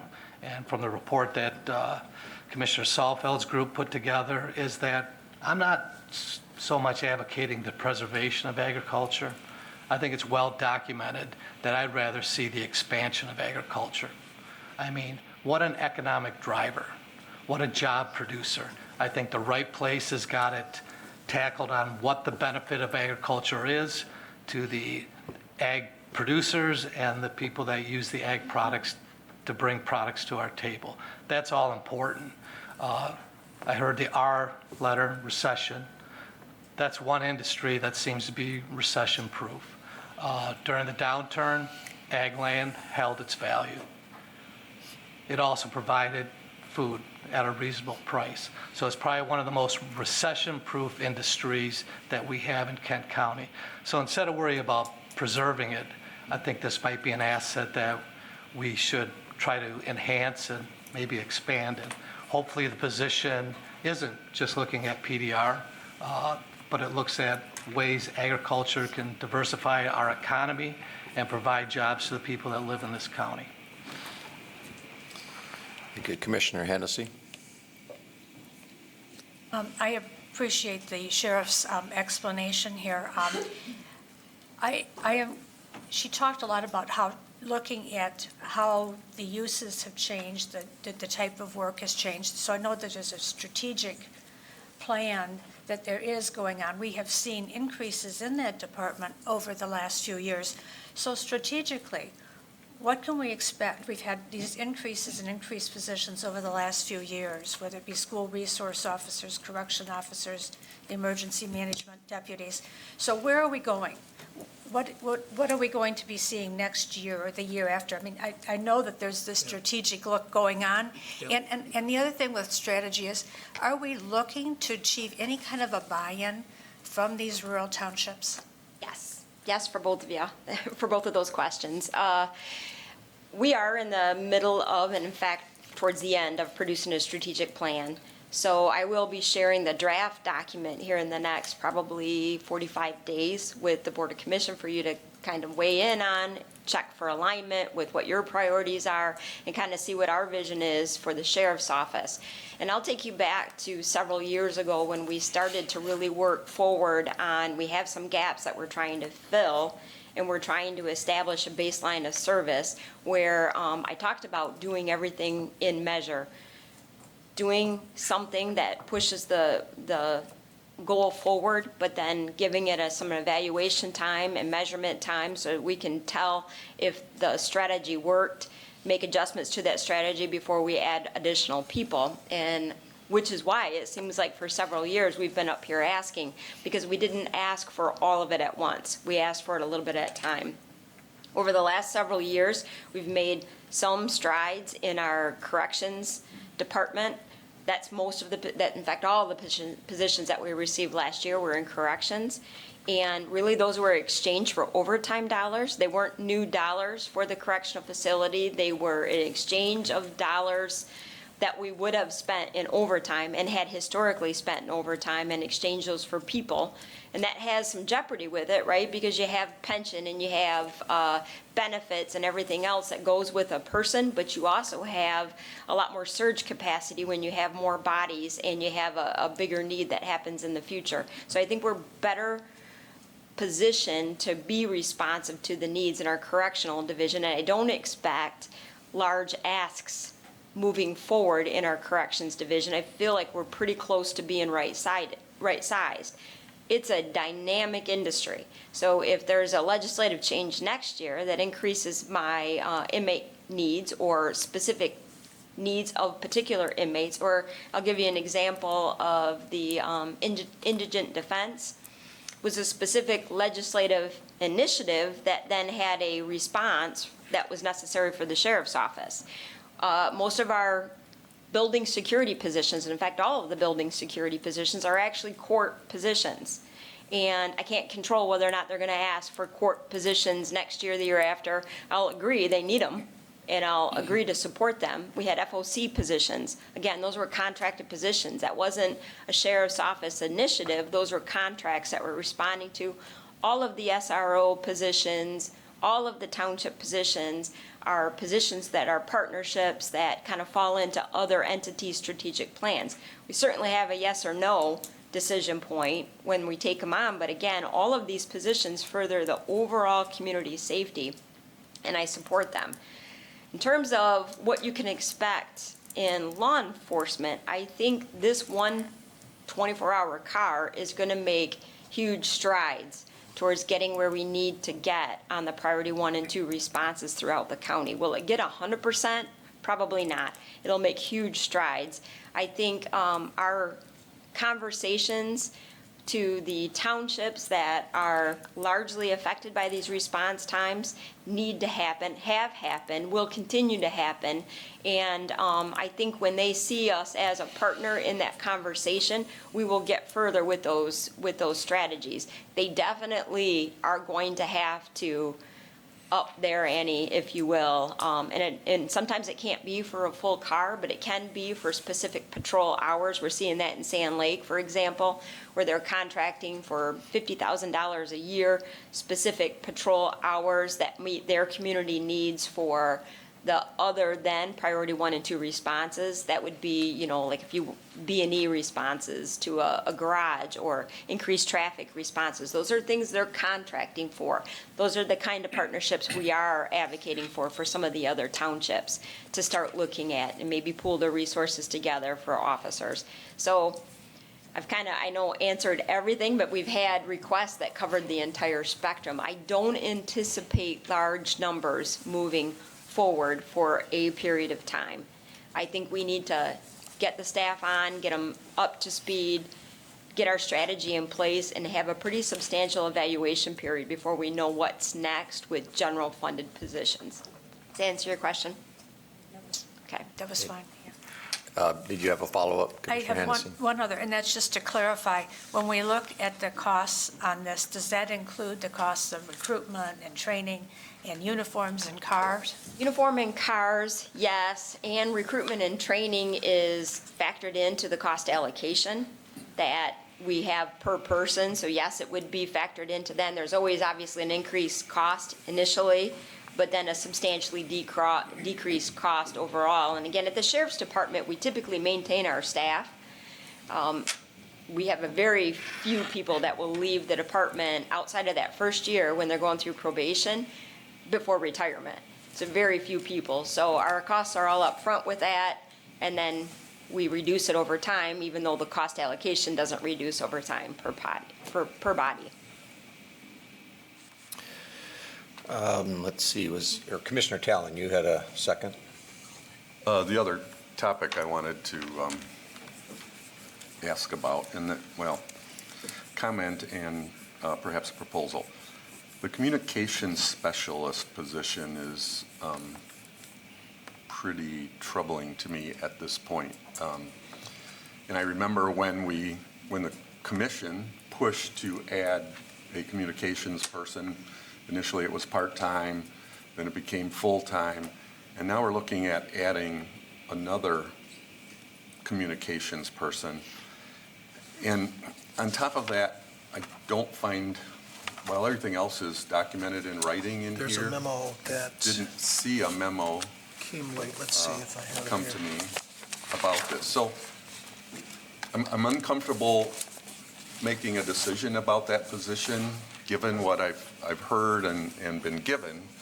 I wonder if it would be possible to look at a way to remove that from this group.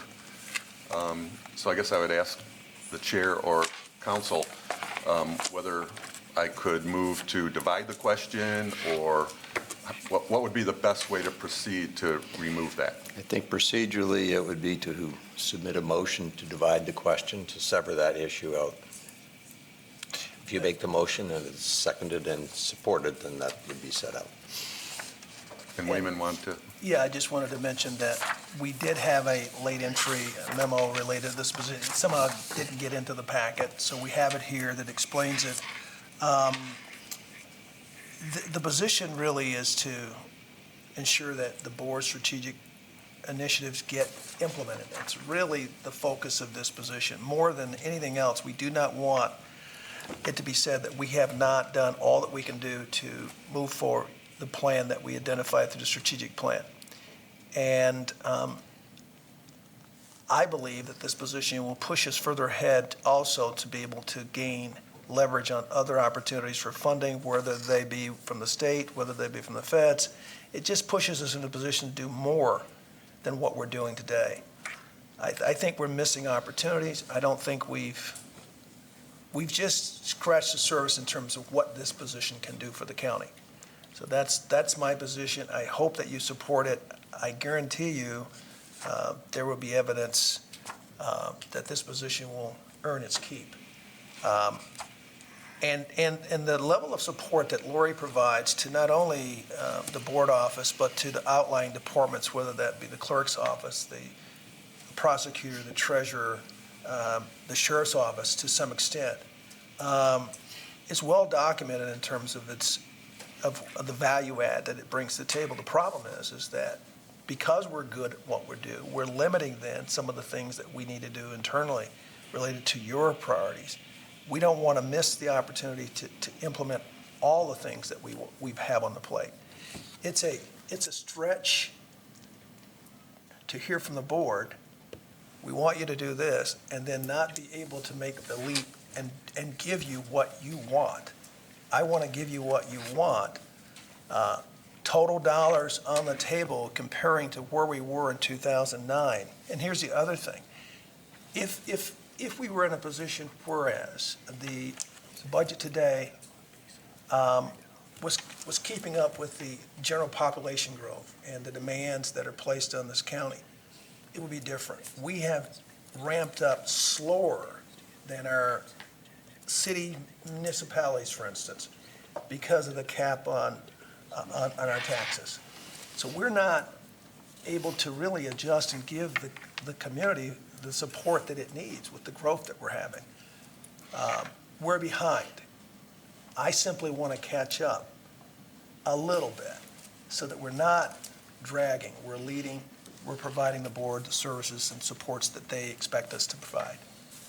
And I appreciate that, and it's still not clear to me. I guess it would be helpful to see what, the director's position has morphed into over the last year or two, and get that in writing so we can see what those responsibilities are, because the things you've talked about, I would have thought were the responsibility of that person, and it's not clear to me why they can't do that. Unless there's some other responsibilities like the legislative priorities, which I heard you mention. I'm not sure why that's the communication persons, other than putting together our document. We hire lobbyists to do that work. They work in concert with them. So I guess a better understanding, seeing that job description, comparing would be helpful. I don't sense that there's an urgency since this is for the new year. So I would like to move to divide the question to separate that one position out, and what I would propose next, if that is successful, is to table that motion, which would be separated. But let's see if there's support to separate the question first. All right, there's been a motion made to divide the question under Rule 3.15, and I take it to divide the question only to set aside the proposed portion that deals with the administration communications specialist. Okay.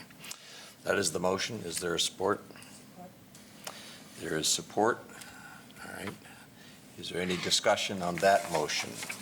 Yeah, I'll be Commissioner voting no, because the essence of this question is to ultimately take this portion out of the resolution. I think it belongs there. I think it's been well stated, so I'll be voting no.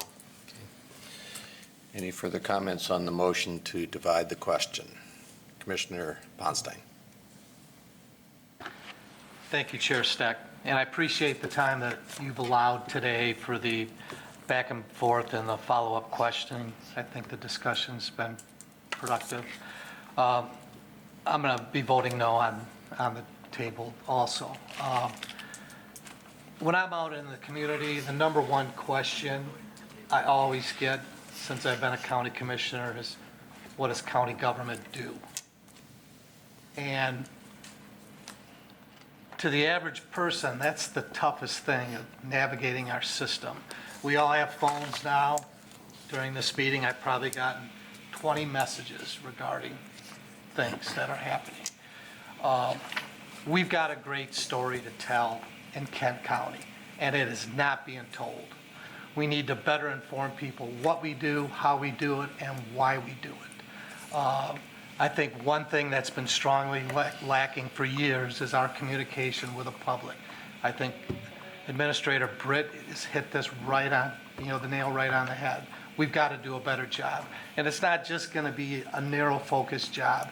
He's left the description wide open to benefit us in all areas and get the communication working, not just with themselves, but with the whole county as a whole, to tell that story and to tell our residents why Kent County's different and why it's the county that it is. Any other commissioners? Just to clarify, I think the motion is to divide the question, which would be to, if it is approved, we would be taking a vote first on the rest of the motion, and the second vote would be on just that question on the administrator, unless there's a subsequent motion. Yes, Commissioner Skaggs. Thank you, Chair. I'm going to be voting no on this. I think that the communications position is desperately needed, but I would want to encourage the administrator to get us increased information that Commissioner Talon has asked for as soon as possible. I mean, obviously, this memo came out 5 minutes ago, as far as we're all concerned in reality. And that can't be how we make personnel decisions. So I think it makes a lot of sense to have a job description here, to be able to compare it to Lori's job description and Natasha's, and see where we're at. In general, I'm sympathetic. Let's, as Commissioner Ponstein said, we should have increased communications. I think it was one of the things that came out of the input sessions on the community plan. I would also suggest, that I'm not going to make a motion to divide and take out the sheriff's request for the road patrols. That's going to unfortunately make me vote no on the whole entire issue. But I do think that clearly there are some controversy on several of these. And I don't think that these should have been all lumped together under one motion in the first place. So I think that when it gets to the board, we should have these, teased out by department at least, so that there can be, I know that's going to take a little longer, but I think that it makes a lot more sense to do it that way than clump together such, diverse requests. All right, further questions or comments on the motion? State this first vote is for the complete proposal? Well, the motion right now before the committee is to divide the question, and that is to divide the question on the proposed position dealing with the communication specialists out of the rest of the motion. So a yes on that motion would divide the question. We'll vote separately then on the rest of the package and then just the administration communication position. A no would mean that we are back to the debate on the full motion. Commissioner Melton. Just a very quick comment, since Commissioner Skaggs brought it up. Skaggs, sorry. I'm sitting here and I have to admit that this was an awful lot of information for me to take in since I got my packet, and I have worked pretty hard to try and navigate through all the different positions that we are asking for.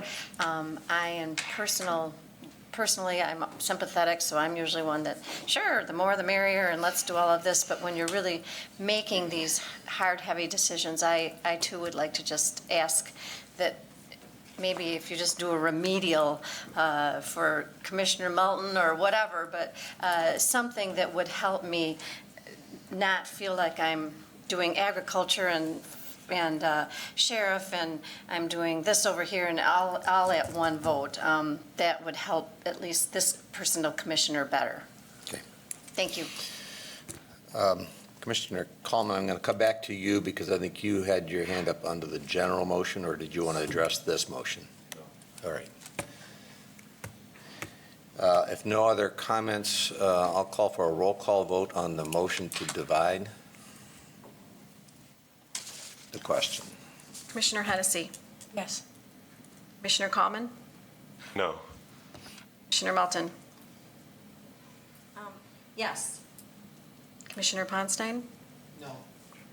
Commissioner Saalfeld, No. Commissioner Skaggs, No. Commissioner Talon, Yes. Commissioner Vonk, No. Chair Stack. No? We've got 6 noes and 3 yeses. Motion fails. All right, so the motion to divide did not pass. We're back to the full motion, which addresses all of the positions. Now, Commissioner Coleman, did you have anything else? Thank you, Chair. To return to Commissioner Skaggs' comments, I first want to agree in the sense that I do think it's important that with any expenditure that we're thinking about, is this, benefiting, the county as a whole and our general constituents as a whole appropriately, and not in one particular group or another. In this particular case, I think that the nature of what's needed and the nature of who we support in public safety makes the argument one that I totally disagree with. If I'm in an accident by Reed's Lake, the East Grand Rapids Police will come help me. If Commissioner Skaggs, you are in an accident by the Outlet Mall, the King County Sheriff will come and help you. On my way in this morning, it was quite a bad accident right at 100th and Clyde Park. And were those people from my district? Could be. Were they from Ottawa County? Very likely. Like, we have to, we all travel all over the county, and if you're in an emergency situation, even in an area that you don't live, a 20-minute response time for help is a very long wait. So I fully support the work being done here, and I think it's artificial to try to account for the expenses based on where the people that need help are from. Yes, Commissioner Skaggs. Just a response to some of this discussion about highways, I think maybe people are forgetting the Michigan State Police patrol the highway. And so you've got that opportunity for you there too. Also want to note that if you're, on Reed's Lake Boulevard, and someone comes to your rescue from the East Grand Rapids Public Safety, you didn't pay for that. My taxpayers paid for that. Now, if something happens to me out at the Outlet Mall, my taxpayers paid for that one too. And so this is not a question about public safety. This is a question about who pays. You could say that we move around. Of course we move around, right? People from townships move into cities too, as you mentioned. So when they're there, they're getting services that they did not pay for. I think it makes sense for the county to play some role for constitutional reasons and for common sense reasons to give some support to townships. But the division that you talk about and that others have talked about is divisions that exist in the Michigan Constitution. We have different municipalities, we have townships, we have cities. They pay for different things. We have counties. So the choice really is who's going to pay for it. And it's, I think, not, again, as you think through these issues, why should my taxpayers pay 100% of these patrol agents? I pay 20%. That might make sense for what's happening on the highways, but 100 I think is unreasonable. And Mr. Chair, I'd also like to call for a roll call vote. Yes. Commissioner Saalfeld. Well, I guess I'll weigh in. First, I just say I concur with what Commissioner Ponstein said on these issues. I think it's pretty dangerous to start pitting who pays questions on deciding budget issues. If that's the case, then let's look at who pays the most per capita as a taxpayer in this county, because I guarantee you that's probably mostly my constituents. So does that mean I should get more of the budget going to Ada, Cascade, Grand Rapids Township? Or alternatively, it brings up this issue that we're here to represent our citizens, but we're here to represent the county as a whole too. And there's things that we do on behalf of the county. If we're going to start looking at things based on how does this impact just the people in my district, then I guess I'm not worried about lead. And that's silly, because I do think lead's important, and I know that the vast majority of the money that we're adding to spend on lead is not going to people that live in my district. So let's just, as Commissioner Ponstein said, just stop this silly nonsense trying to pit townships against cities. Thank you. I opened the door to 3 strikes in this debate, so I can't stop it. This will be your third one, and you're certainly welcome to it, Commissioner Ponstein. Thank you, and it'll be brief. And when we start saying things, well, I'll use Granville. We've got a beautiful mall at the south end. People come from all over. They get into an accident, they get arrested, whatever it is. Yes, the Granville taxpayers are paying 100%. But is that really true? Because all those businesses at that south end that these people are coming into pay property taxes. And those property taxes are paid through purchases that people made at those stores. So the thought that somehow the city is paying 100% all on their own is a false. All right, Commissioner Coleman. You only had one so far, so you are I'm only to 2. in good graces.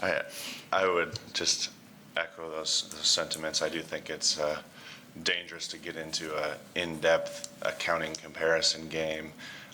If we want to get into that game and look at, so we've got new expenditures needed for the Sheriff's Department, let's look at the new contribution to tax revenue for the whole county.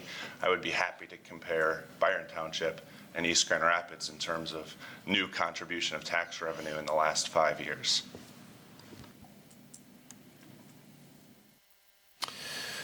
All right. Well, this has been an exhaustive deliberation. I think we are ready to vote, and a roll call was requested. So will you call the roll? Commissioner Hennessy. Commissioner Coleman. Yes. Commissioner Melton. Yes. Commissioner Ponstein. Yes. Commissioner Saalfeld. Yes. Commissioner Skaggs. No. Commissioner Talon. No. Commissioner Vonk. Yes. 7 yes, 2 no, motion passes. Well, if you'd asked me, I'd have voted. I'm sorry. Yeah. Chair Stott. Yes. Sorry about that. All right, the motion has been approved. Move to item number 6, which is miscellaneous. Does any commissioner have any miscellaneous they wish to bring? Yes, Commissioner Melton. Having just been through what we did, there are so many positive comments that were made and made in good faith and with thoughts about both the county and where we live and what we're experiencing. And yet when it came to a vote for all of these things, I have to just say I felt a little uncomfortable that they were all put together.